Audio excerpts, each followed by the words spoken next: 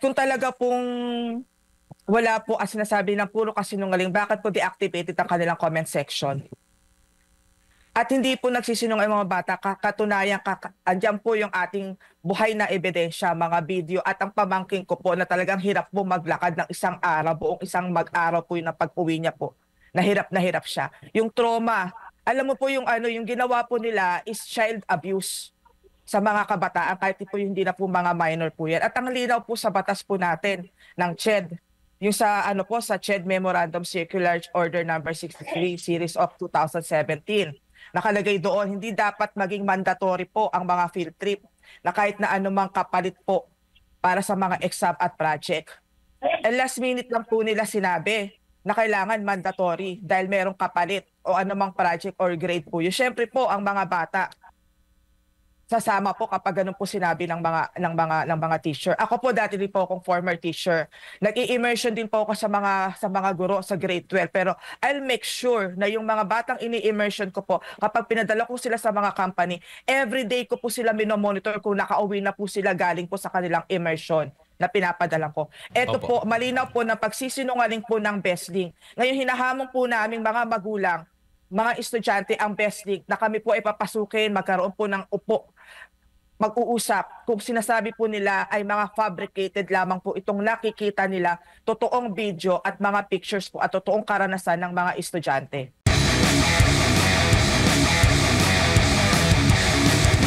Yes, Ma'am Gemma.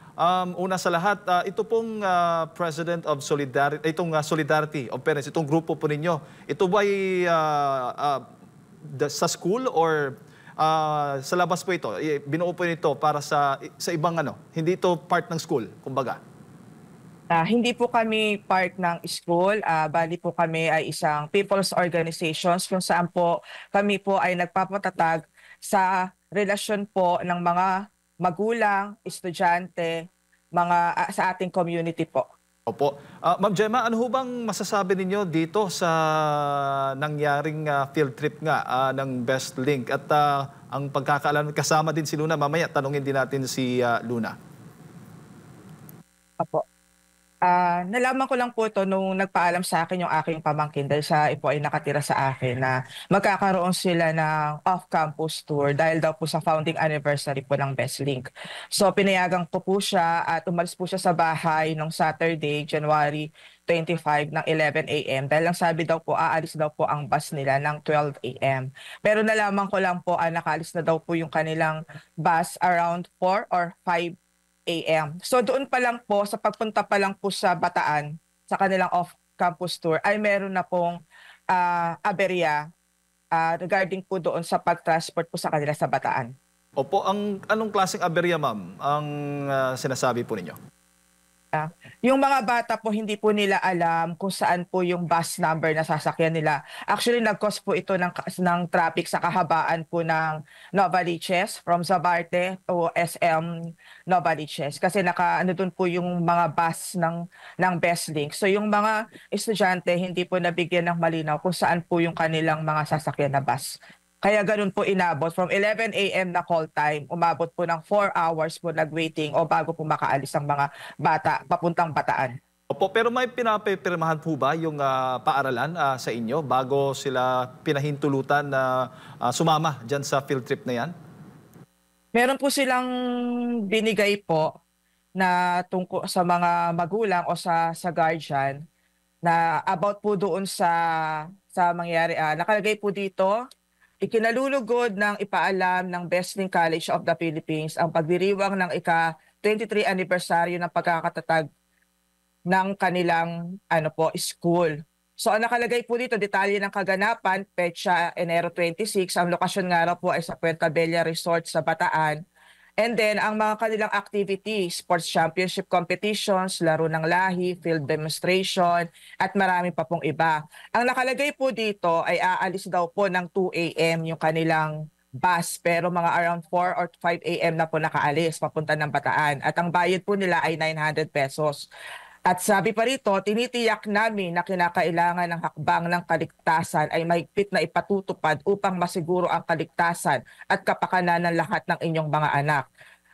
mangyaring pirmahan ang nakalakip na form pahintulot na ibalik ito sa amin bago mag-Enero 25 at kukumpirmahin ang pagdalo ng inyong anak at makabulahang kaganapang ito. At meron pa po sa iba pong mga, kasi depende po ito, sir, sa waiver na binigay. Sa ibang courses po, ang nakalagay po, tinitiyak namin na makakabalik ang iyong mga anak sa January 26 around 9 to 10 p.m. Pero nakauwi na po yung pamangkin ko at marami pong mga estudyante ng January 27 ng 4 to 5 a.m. po sa kanilang mga bahay. Opo. Kumusta naman po si Luna? Pamangkin po ninyo, Ma'am Gemma. Po pwede rin bang marinig natin ang kanyang pahayag hinggil nga dito sa nangyari? Opo, naawa po kasi ako kasi pagdating niya po ng around 4 a.m. po, no, hindi po siya makalakad. Isang buong araw po siya na nakahiga at inaalalayan lang po siya ng maglakad papuntang CR at kapag kakain po. Opo, Opo. pwede niyo pong interviewin po yung aking pamangkin. Yes, Luna? Salamat po. Luna, magandang Hello umaga. po. Yes, Luna. Magandang umaga po. Yes, good morning. Kumusta? Ano bang masasabi mo hinggil dito sa nangyari, field trip ninyo? Sobrang nakakatrauma po para sa akin. Kasi hindi ko po na-expect na ganito po yung mangyayari sa amin po. Opo, ito nakikita namin sa video, madilim na highway ito, ano? Saan banda ito? Opo. Sa ano po, Hermosa, Bataan po. Kasi ginawa po kasi sa amin, pinapila po kami sa labas. Tapos susundan lang po namin yung line. Hindi naman po namin kabisado yung lugar. Kaya pinasunod lang po kami. Tapos pagtaas po nun, wala na po kami nakikitang mga prof na mag-guide po sa amin. Kaya po, naglakad lang po kami ng dire-diretso po. Hanggang po makapunta po kami sa kung saan po nakaparada yung mga bus. Oo. Wala kayong kasamang mga teacher o yung principal o yung in charge mismo sa field trip ninyo? Wala po. Yung way po namin na papunta at saka pauwi po, kami lang pong mga estudyante po. Bakit? Saan yung mga in charge pala? Ang sabi po kasi sa amin, nauna na daw po sila. Tapos kami po, pinaglakad po kami ng ilang oras po. Nang sarili lang po namin, wala pong guide ng kahit na sinong prof po or faculty staff po. 3 hanggang 4 na kilometro ang balitang narinig namin at ang ilan din daw ay nahimatay. Totoo ba ito? Opo, nung dumaan po kasi kami, habang naglalakad po kami, marami po yung nasa kalsada na nakahiga, wala na pong malay, may mga medic na po doon na nag-aasikaso sa kanila. Yung ba ninyo, pagsama nito, paglahok, may binayaran na kayo? Opo. Sa magkano yung binayaran ninyo sa field trip contribution? 900 pesos po. At ilang araw ito? Isang araw lamang na field trip? Yes po. Doon sa Bataan mismo, yun ang mga sinabi. Pero natuloy ba yung hindi na? Yung activity ninyo doon sa Bataan? Opo, natuloy po. Pero po kami pong mga classmate ko po, hindi na po kami nakisali doon kasi po gusto po namin na magpahinga na lang po kaysa po makipag-participate po kasi sobrang pagod, puyat at gutom na din po.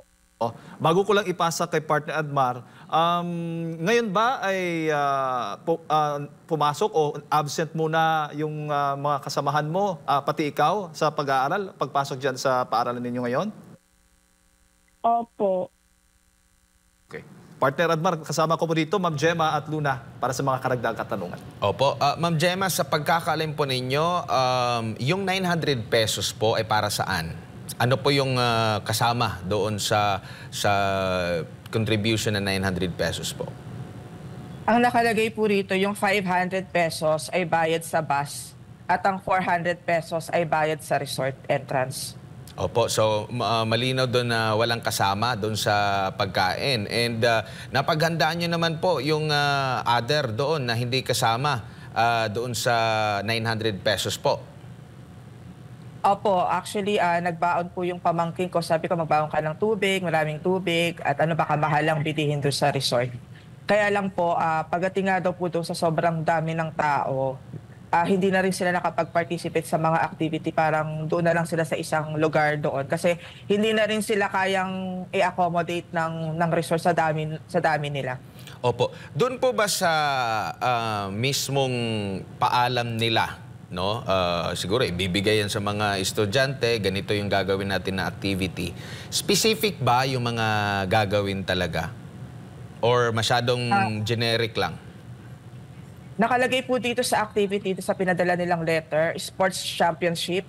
May activity po sila, interdepartment games, field demonstration, star model, snapshot, star model, coronation, and showbiz personality concert. I think may concert po na naganap po doon sa resort.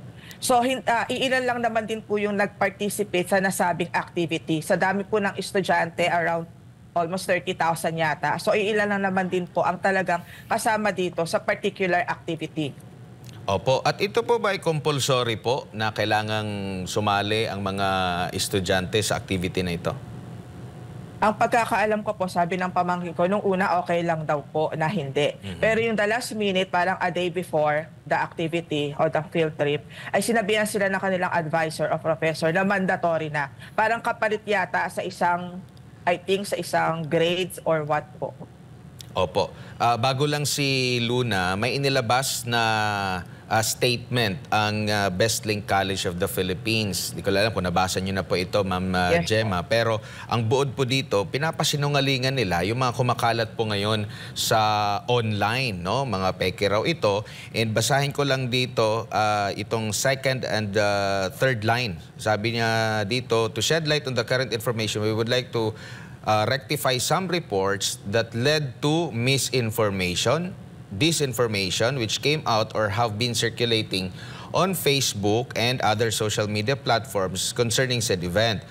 We wish to clarify that these reports are not true, fabricated as they are, since they do not reflect what had actually happened on the ground at the time. We strongly feel that this misinformation and disinformation was deliberately made by some quarters with the intent to publicly tarnish the good image and reputation of our esteemed institution.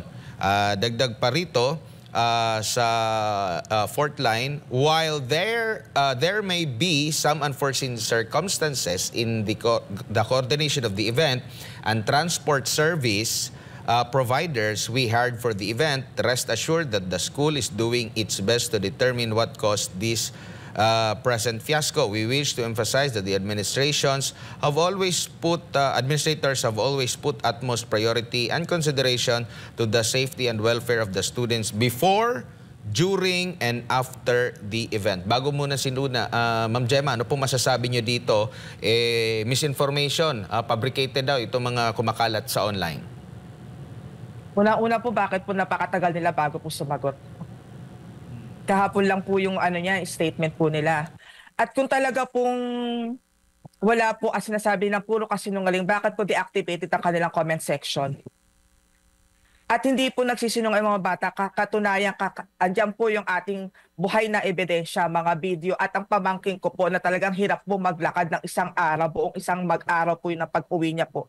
Na hirap siya. Yung trauma, alam mo po yung yung ginawa po nila is child abuse sa mga kabataan, kahit po hindi na po mga minor po yan. At ang linaw po sa batas po natin ng CHED, yung sa sa CHED Memorandum Circular Order Number 63 Series of 2017. Nakalagay doon, hindi dapat maging mandatory po ang mga field trip na kahit na anumang kapalit po para sa mga exam at project. And last minute lang po nila sinabi na kailangan mandatory dahil merong kapalit o anumang project or grade po. Yung syempre po ang mga bata sasama po kapag ganun po sinabi ng mga teacher. Ako po dati din po akong former teacher. Nag-i-immersion din po ako sa mga guro sa grade 12, pero I'll make sure na yung mga batang ini-immersion ko po, kapag pinadala ko sila sa mga company, everyday ko po sila minomonitor kung nakauwi na po sila galing po sa kanilang immersion na pinapadala ko. Ito po, malinaw po na pagsisinungaling po ng Bestlink. Ngayon hinahamon po naming mga magulang, mga estudyante ang Bestlink na kami po ay papasukin, magkaroon po ng upo mag-uusap kung sinasabi po nila ay mga fabricated lamang po itong nakikita nila, totoong video at mga pictures po at totoong karanasan ng mga estudyante. Opo, maraming salamat, Ma'am Gemma. Si Luna, anong masasabi mo rito? Ang sabi po ng school ninyo ay fabricated, misinformation, hindi daw totoo yung mga kumakalat sa online. Luna? Una po sa lahat, paano po siya magiging misinformation? May evidence naman po kami yung sa nangyari sa amin.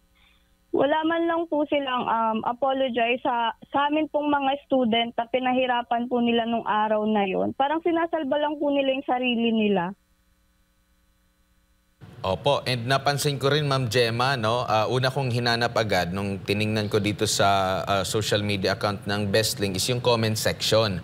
Kaso hindi ko nga makita yung comment. So, mayroon ng mga nagbalita din dito sa kanilang statement. Dito ko nakita yung mga komento ng mga nagsasabing sila ay magulang, ng mga anak nila na nandyan kumbaga parang nag-aaral dyan po, no? At marami nga dito, no, sa comment section sa ibang mga news nung ibinalita na itong side ng BestLink ay ito nga puro mga negative laban dito sa BestLink. Pero wala po bang silang maliban dito sa official statement na ito, wala po ba silang tangka na magpaliwanag sa inyo, mabigyan ng linaw? Ito lang po ba yung naging panig ng BestLink? Walang personal na nag-contact, nagpadala ng liham para ganito, magkaroon ng kaliwanagan sa lahat po ng mga pangyayari, Ma'am Gemma?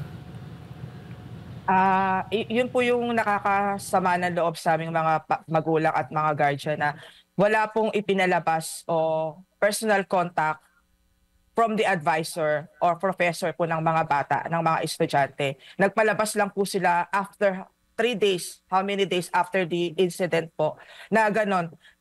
Nililihis po nila yung kwento, parang naguhugas kamay sila sa nangyari sa libo-libong mga kabataan na pinahirapan nila.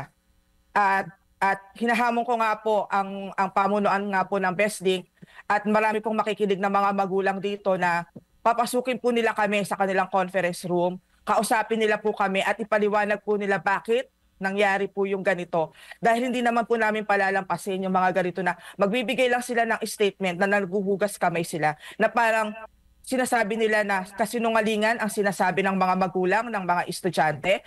Ano yun? Pinagbayad nilang mga magulang. Dugot at pawis ang binabayad sa school na yan. Every month na lang, yun po every month na lang po, libo-libo po ang ibinabayad ng mga estudyante para sa mga sinasabi nilang mga immersion, mga orientations, mga seminar. Hindi po nawawala lagi ang mga binabayaran diyan. 1,000 po ang binabayaran ng mga estudyante diyan. Hindi na ba nadala ang BestLink noong 2017? Sana po maungkot nga po ito, no, ng Senate, ng Kongreso at ng CHED. Ano na po ba ang nangyari sa status noong 2017 na 15 po ang namatay? Ano yun? Parang baliwala na lang yun, yung buhay na ibinigay, binuwis na buhay ng mga estudyante at mauulit na naman ngayon. Tapos magpapaliwanag na naman sila, babayaran na naman nila ang buhay ng mga estudyante. Hindi po nababayaran ang buhay at prinsipyo po ng mga estudyante at kaming mga magulang. Opo. Kay Luna, anong year ka na dyan sa BestLink? 3rd year na po ako. Opo. So every year po ba, every anniversary ay ganito ang mga tawag nito, ganito ang mga activity ng BestLink?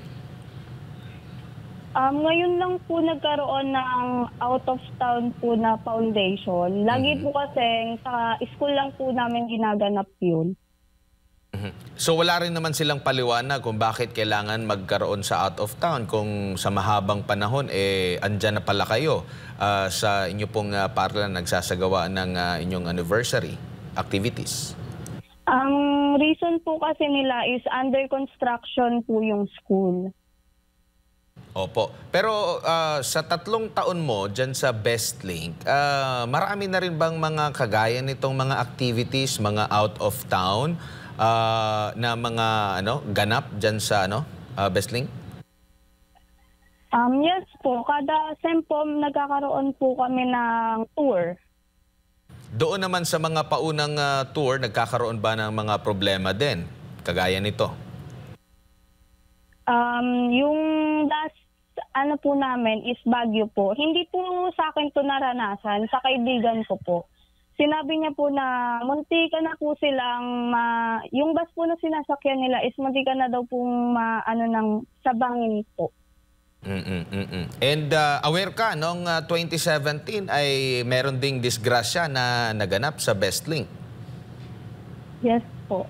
And kumbaga, ano ba ang pinaka-reason? Bakit ang Bestlink ang napili po ninyo na dyan po kayo mag-aral sa kabila po ng mga ganitong mga reports? Una po kasi, mura po kasi yung kanilang tuition. Tapos, akala ko din po kasi, yun lang po, yung 5K na lang po na tuition yung babayaran namin. Pero nung nandoon na po ako, ang dami po pala niyang hidden fees na bukod pa dun po sa tuition po na babayaran namin. Akala ko po kasi sagot na ng buong school yon yung babayaran po namin na tuition. Opo. Siguro bilang panghuli na lang na tanong ko, Ma'am Gemma, kasi nga naungkat na nagkaroon din ng aberya noong way back 2017, no? Na ano ko rin to, na monitor ko rin ito dati at nakausap ang taga-CHED. Meron bang ugnayan din ang CHED sa mga pamilya, sa mga estudyante sa pagkakaalam po ninyo? And meron ba silang sinasabi or pansamantalang tugon ukol po rito? Kasi naulit na naman nabanggit nyo po na malinaw na paglabag, which is hindi rin sinasabi dito sa sa tawag nito, sa kanilang pahayag kung ito ba'y dumaan sa tamang pagpapaalam sa CHED, lalo na out of town ito na activity. Tapos sa pinalabas po ng CHED, sa show cause order, parang nakalagay din po doon na hindi ipinaalam sa pamunuan ng CHED yung mangyayaring off-campus foundation anniversary po ng Bestlink. At tungkol naman po sa mga magulang, sana po kung nakikinig po si Chairman po, Prospero po, no, na sana po ay ipatawag rin po kaming mga magulang o mga guardian doon po sa mga anak po na talagang nakaranas po ng pagpapahirap po ng Bestlink. Opo, Ma'am Gemma, huli na lang mula sa akin. Ano bang gusto ninyong mangyari ngayon sa Bestlink after this nangyari doon po sa inyong pamangkin at sa mga estudyante po dyan? Hihingi ho ba kayo ng kabayaran o gusto po ninyong mapasara itong Bestlink? Sa akin lang po ay magbigay po sila ng kaliwanagan at accept po nila yung kanilang pagkakamali. Kasi naguhugas kamay po sila sa kanilang statement kahapon. At kausapin niya po yung mga magulang na nakaranas yung mga anak po nila ng pagpapahirap sa tour na po na yan. At kapag magkaroon po ng pag-uusap between sa CHED po at ang Bestlink, kailangan po kaharapin po kaming mga magulang. Opo, at ipatawag po nila kami. Opo, at ipagpapatuloy niyo pa rin. I mean, si Luna, hahayaan nyo pa rin siyang magpatuloy na mag-aral dyan sa Bestlink after this? Yun lang din po kasi ang kakayahan ng kanyang ina na kababakasyon lang po after 3 years po na nagbakasyon po dito bilang DH po OFW. Yun po yung ini-emphasize ko po na hindi po lahat po ng mga mag-aaral po sa Bestlink ay may kakayahan na every month na lang po ay merong libo-libong tuition or field trip fee. Noong nakaraan po na sa Baguio po sila is 8,900.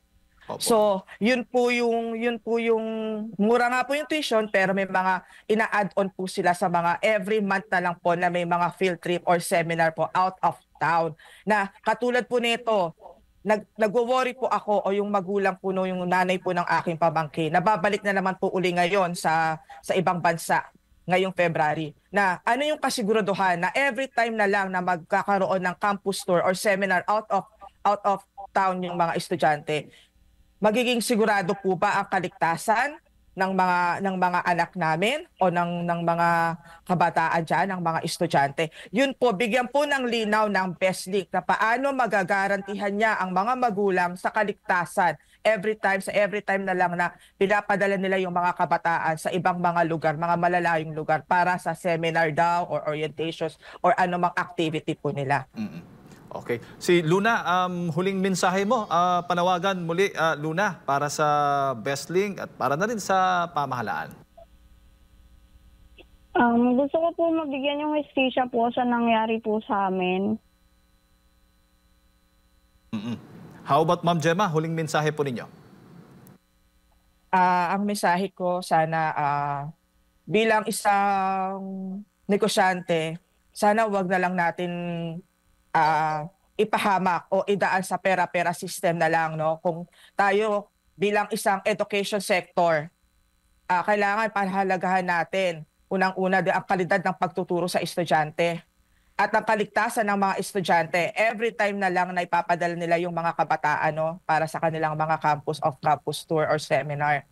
At sa ating namang mga magulang, tiyakin natin ang ating mga anak ay siguraduhin natin na meron talagang tamang matututunan sa school at kung ipadala man sila sa ibang lugar at make sure natin sa pamunuan ng paaralan, especially sa BestLink, bigyan nyo kami ng guarantee. Hindi lamang waiver o anumang klaseng waiver na maghuhugas kamay kayo na kapag may nangyari sa kabataan o sa estudyante ay parang baliwala na lang.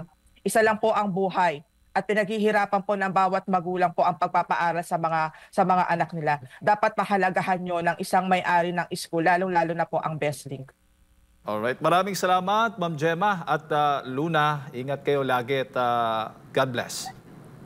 Maraming salamat din po. Thank you po. Ayan po mga kababayan, si Ginang Gemma Labsan, ang presidente po ng Solidarity of Parents and Educators for Empowerment, Peace and Development at ang kanyang pamangkin po na si Luna, isa pong estudyante dyan po sa BestLink College of the Philippines.